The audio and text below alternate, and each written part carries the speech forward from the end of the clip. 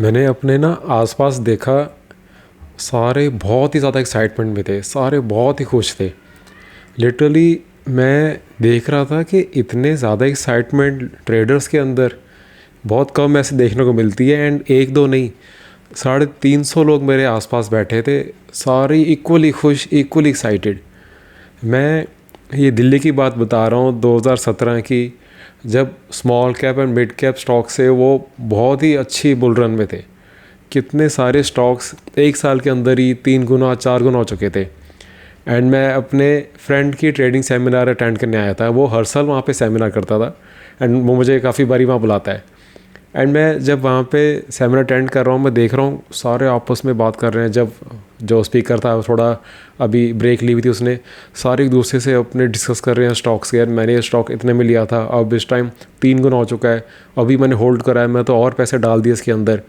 And मैं देख रहा हूँ लोग पीछे तक पूरा हॉल फुल है एंड लोग पीछे खड़े होके सुन रहे हैं, नोट्स बना रहे हैं, ऐसे करके साइड में ऐसे देख रहे हैं कि यार कुछ मिस ना हो जाए। मतलब इतनी ज़्यादा एंथुजियाज़म, इतनी ज़्यादा एक्साइटमेंट। एंड लिटरली जिन एक्चुअली हुआ क्या था, जिनको इतना अच्छा प्रॉफिट हुआ है उनको और सीखना है कि मैं और अच्छा कैसे प्रॉफिट करूं। एंड काफ़ी सारे लोग थे जिन्होंने प्रॉफिट नहीं किया था, उनको इतना बड़ा फोमो था कि यार मेरे फ्रेंड्स ने इतने पैसे कमा लिए, मैं रह गया बीच में, मैं अपने बिज़नेस पे जॉब पे फोकस करता रह गया। अगर मैं भी इस साल अच्छे से अपने स्मॉल कैप मिड कैप में इन्वेस्ट कर लेता तो मुझे जॉब शायद करनी ना पड़ती कभी। मेरा फ्रेंड तो बहुत लकी है, मैं रह गया इस बारी। तो वहाँ पे जो माहौल था, अलग ही एक्साइटमेंट थी, अलग ही वहाँ पे जोश था सबके अंदर। मतलब इतना ज़्यादा उसके हॉल में मैंने लोगों को, मतलब इतनी ज़्यादा फुल नहीं देखा कभी भी हॉल। वो मेरे फ्रेंड को भी एक आइडिया होता था कि ठीक है सेमिनार में इतने लोग आ जाएंगे, इतने वहाँ पे क्राउड होगा, पर इतने ज़्यादा लोग आएंगे, लोग लास्ट मोमेंट में रजिस्टर कर करके पीछे खड़े होकर देखने को 3-3 घंटा रेडी होएंगे, ये उसने भी नहीं सोचा था, मैंने भी नहीं सोचा था।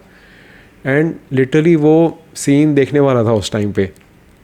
एंड हुआ क्या उसके बाद, 2017 के बाद 2018 में जैसे ही मार्केट का ट्रेंड चेंज हुआ, वहाँ से स्टॉक्स गिरने स्टार्ट हुए। एंड ऐसे गिरे कि लोअर सर्किट्स लगने स्टार्ट हो गए, कोई सपोर्ट नहीं बचा, सारे स्टॉक गिर गए। कोई ऐसा नहीं था कि स्टॉक जो बचा होगा, क्योंकि जब मार्केट का ट्रेंड चेंज होता है तो अच्छे स्टॉक्स भी गिरते हैं, वो थोड़ा कम गिरते हैं बट गिरते सारे स्टॉक्स हैं। जो स्टॉक वैसे ही एक साल में 3-4 गुना हो चुके थे, वो तो लोअर सर्किट्स ऐसे लगे कि लोग उससे निकल भी नहीं पाए। अब उस टाइम पे ट्रेडर्स सारे शॉक थे कि यार इतना ज़्यादा डाउन टर्न कैसे आ गया, इतनी बेरिशनेस एकदम से कैसे आ गई। अब काफ़ी लोग जो उसमें से मतलब निकलना चाहते थे नहीं निकल पाए, उनको फिर वो होप में चले गए कि चलो दोबारा से शायद उनका कॉस्ट आ जाएगा, दोबारा से प्रॉफिट में आ जाएंगे, इसे होल्ड रखते हैं। एंड उन्होंने वहाँ पे अपना कैपिटल जो था वो भी गवा दिया। प्रॉफिट तो वापस दिया ही दे मार्केट को, अपनी कैपिटल भी लॉस कर दी। कुछ बहुत कम लोग जो थोड़े बहुत समझदार थे, जो मार्केट में काफ़ी टाइम से थे, जो एक्सपीरियंस थे, उन्होंने अपना ट्रेलिंग स्टॉप लॉस के हिसाब से जो प्रॉफिट बुक करना था बुक करके निकल गए एंड वो शांति से बाहर बैठ गए। बट मेजरली सब लोगों ने लॉसेस किया। एंड 2018 में उसकी दोबारा से, जब 2018 के मिड के अराउंड उनकी जब दोबारा से सेमिनार हुई, अगेन मुझे फ्रेंड ने मुझे बुलाया वहाँ पे। एंड मैं क्या देख रहा हूँ उस हॉल में जाके, सेम हॉल जहाँ पे लास्ट ईयर इतनी ज़्यादा एक्साइटमेंट थी, इतनी ज़्यादा खुशी थी लोगों में, इतनी ज़्यादा सीखने के उनमें इंटरेस्ट था।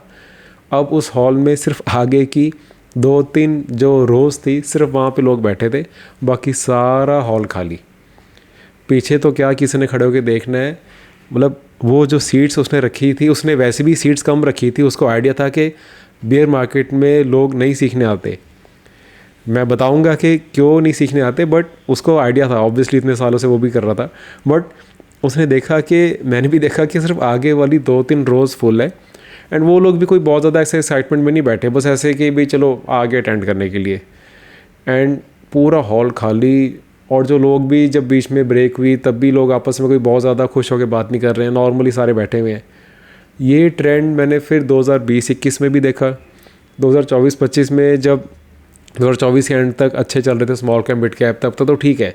पर 2025 में भी यही ट्रेंड हर बार ये है कि जब मार्केट बेरिश है, साइडवेज है, सबका एक्साइटमेंट ख़त्म, कोई सीखने उस टाइम नहीं आता, बट यही टाइम होता है सीखने का।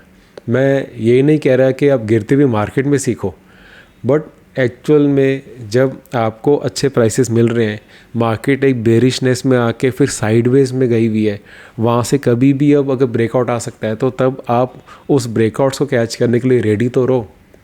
आपको पता तो हो कि भी कहाँ पे आपने स्टॉक लेना है, कहाँ से उसको बाय करना है, कहाँ तक होल्ड करना है, कहाँ बेचना है।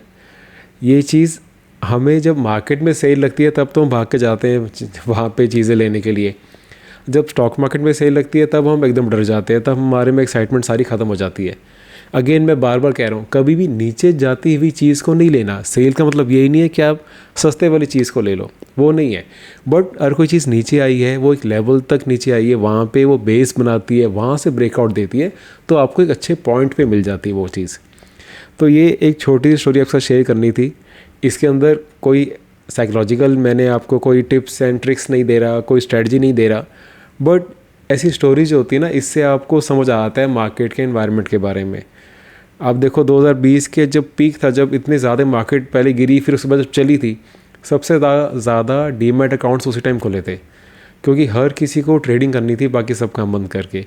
एंड 2017 के एंड में भी जब स्मॉल कैप मिड कैप का पीक लग चुका था, एकदम बुल रन के एकदम लास्ट पॉइंट में थे हम, तब सबसे ज़्यादा अकाउंट्स खोले थे।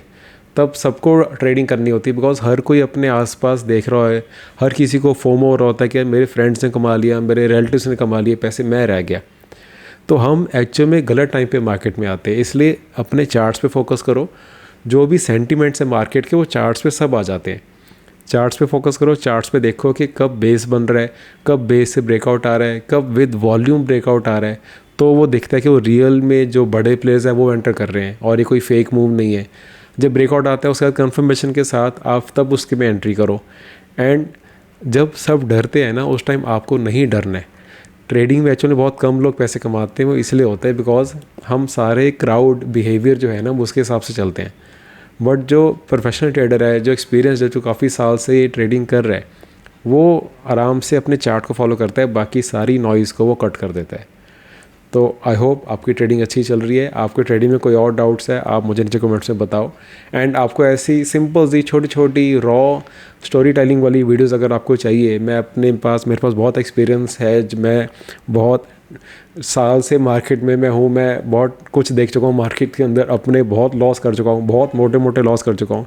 एंड काफ़ी लोग जो लॉस कर चुके हैं वो मेरे से बात करते रहते हैं। तो मेरे पास काफ़ी स्टोरीज़ हैं मेरे पास शेयर करने के लिए। अगर आपको ऐसी रॉ स्टोरीज़ पसंद है, मैं ऐसे बैठ के बिना किसी एडिटिंग के आपको एक बेसिक रॉ स्टोरी अगर सुनाने का मेरे को तो बहुत मन करता है, बट अगर आपको भी ऐसी स्टोरी सुनने का मन करता है तो मुझे नीचे कमेंट्स में बताओ। एंड अगर आपने अभी तक नई चैनल सब्सक्राइब किया हुआ तो कर लेना। It will help me, it will motivate me to make more videos like this, and I will see you in the next video. Thank you.